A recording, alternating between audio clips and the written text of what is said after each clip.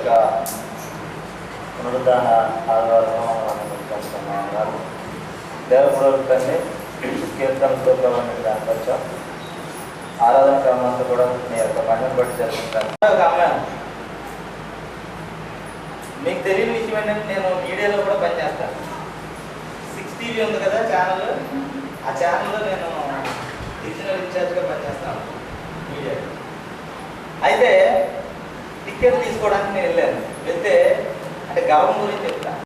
మళ్ళీ 100 మార్చుకుని వచ్చారు. 100 మార్చుకుని వచ్చి ఎప్పటికి ట్రైన్ వెళ్ళిపోయారు. ఇంకో ట్రైన్ ఉంది. మనల్ని మళ్ళీ ఏం చేస్తాడు ఆయన?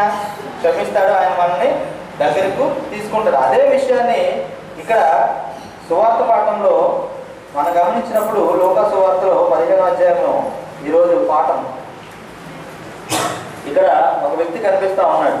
చూడగలన్నా, దుర్వ్యాపారము అంటే మంచి వ్యాపారము కాదు. చాలా మంది దుర్వ్యాపారాల్లో చాలా వ్యాపారాలు ఉంటాయి. కొంతమంది కొన్ని వ్యాపారాలు చేస్తూ ఉంటారు. దొంగ నోట్ల వ్యాపారం. ఒకడు చెప్తాడు, బాబు నువ్వు 1,00,000 ఇచ్చావనుకో నీకు 10 లక్షలు ఇస్తానంటాడు. అంటే మంచి కరెన్సీ 1 లక్ష ఇస్తే ఈ ఫేక్ కరెన్సీ 10 లక్షలు ఇస్తాడు. వీడేమనుకుంటాడు, ఇవ్వ 1,00,000 పెడతాను ఎంత వచ్చేస్తుంది? 10 లక్షలు పెడతాను, 10 లక్షలు. ఇట్లాగా మళ్ళీ ఇంకొకటి రేసులు ఉంటాయి.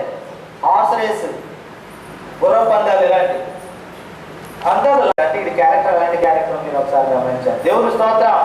హల్లెలూయా. ఎప్పుడైతే అలాంటి పరిస్థితి వచ్చిందో అప్పుడు అనుకుంటా ఉన్నాడు, ఏమాత్రం కూడా సిగ్గుపడక. హల్లెలూయా. ఏంటంటే నా తండ్రి ఇంటి దగ్గర ఎంతమంది అనేకమైన పని వాళ్ళు ఉన్నారు, కూలోళ్ళు ఉన్నారు.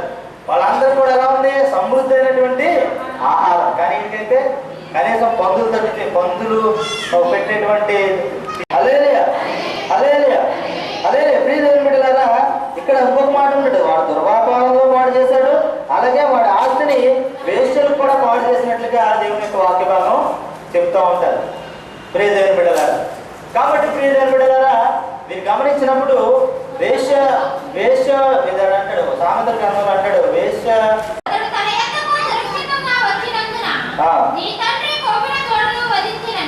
చాలండి, 30వ వచనం కూడా చదవండి.